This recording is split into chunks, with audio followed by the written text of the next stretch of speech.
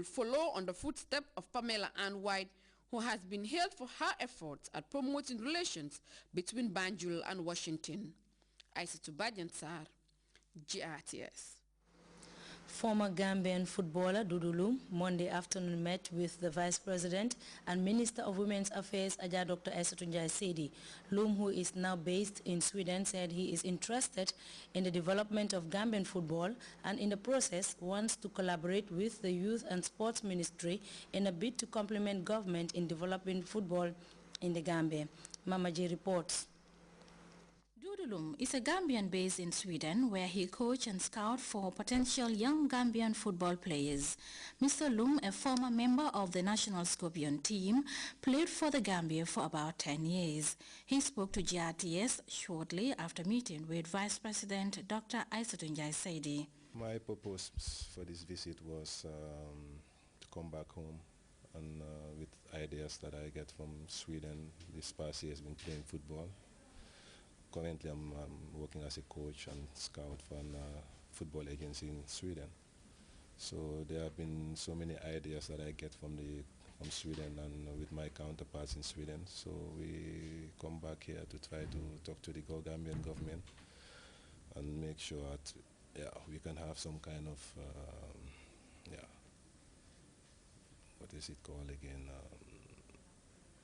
Work together anyway. See if we could try to help the Gambian youths, Gambian football players here, especially, and for the development of Gambian football anyway. Dudu, who is in the country on holidays, said he is here to make a difference in Gambian soccer. The intention is like getting the experience and ideas I have there, and I have people here. I'm working in Sweden, you could call them very experienced, and they know the game very well. To try to bring them here, work with them together and see where we lead us.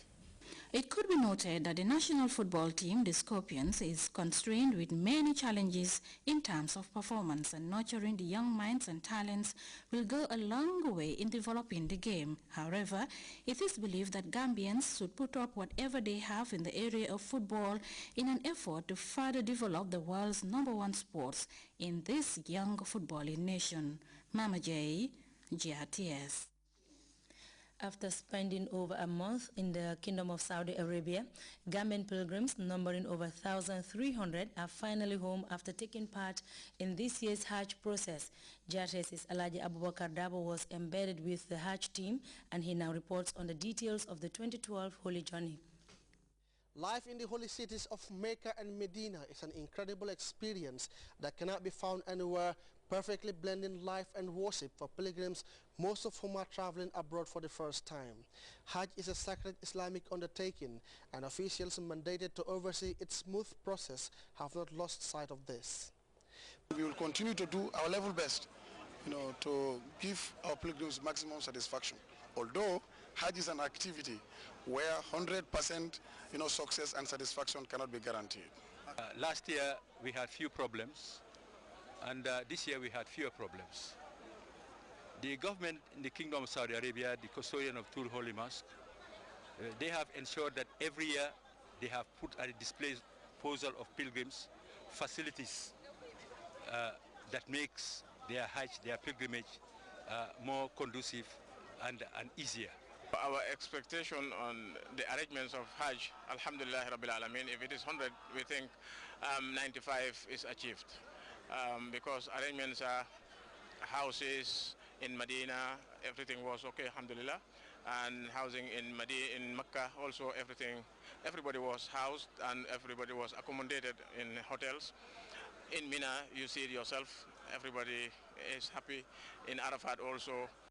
Pilgrims landed at Al-Medina International Airport with great enthusiasm, and from the Holy Prophet's Mosque, where they performed the traditional 40 prayers, to Mecca, where the Hajj took place, the men and women numbering over 1,300 performed all the major and minor rites of Hajj in a hitch-free manner, with the organization simply perfect. To be honest, quite honest, I'm really surprised with the things I have seen here and the reaction of the organizers and the way and manner in which they have been able to operate. I would not have been able to do it myself. So I must give them 100% credit for it. Why? because there are things that happen impromptu. I get confused, I don't know what to expect, and I see everything coming normal in a couple of minutes. And you know, it's not easy to organize people that have not traveled before, that are not educated. It's not easy. And if you have it with other people going together, then you have a big task, and I have learned it firsthand. Some of us had the opportunity to go further down to help our people in cashing their money or getting their money from Western Union, distance 3 kilometers behind us. Surprisingly, when we went there, we found Nigerians, Pakistans, and some Indians locating or resident there or staying there, meaning that, 3 kilometers behind us, there were people, pilgrims staying there. So our distance, though we were calling it a difficult one, if you compare it to those ones, we should say Alhamdulillah. A project big as Hajj for a whole nation can hardly go without shortfalls, but officials of the National Career, GIA, and the Hajj Commission showed no complacency in terms of doing enough and also engaging Hajj authorities in Saudi to ensure every year improvement. We have to thank GIA for a wonderful job done. For me, I don't praise. I don't praise for nothing. I don't look at people's eyes and praise. I praise for reality. What I see is exactly what I am talking about. Yes, here and there are problems that one can encounter in any organization, but they cannot be 100%. They must have some shortfalls here and there. But the overall, I would give them 80%, 80 to 90%. Other countries, they have this SOB thing in place. I think GIA, we have seen it, and we will try to address it. And either, if it is not SOB complete, we'll try and do something that is going to be an identification. By looking at somebody, you know that this person is from the Gambia. I think that is important. The other question that you asked that has to do with sensitization before we come. I think we have something on our program that we will try and decentralize it. We've been thinking about this these past years, but it's not possible. I think it is time for us to decentralize the issue of sensitization or Hajj practical. The Hajj for the year 2012 is now over, and the country's new breed of Ajaratus and Alajis have arrived home faster than expected. If there is anything to remind the pilgrims, it is to maintain their high sense of duty to religion and country and continue invoking Allah's infinite mercy, blessing and protection for the country and its people. Alhaji Abubakar Dabo, GRTS.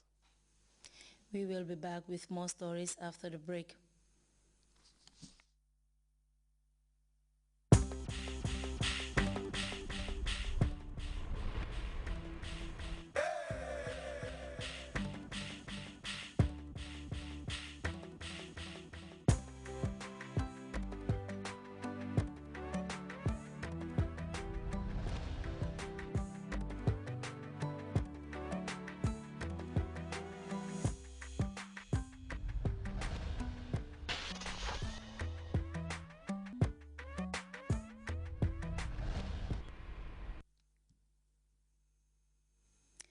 Welcome back. The Rwandan Defense Force says its troops have shot and killed a Congolese soldier in the border town of Gigensi.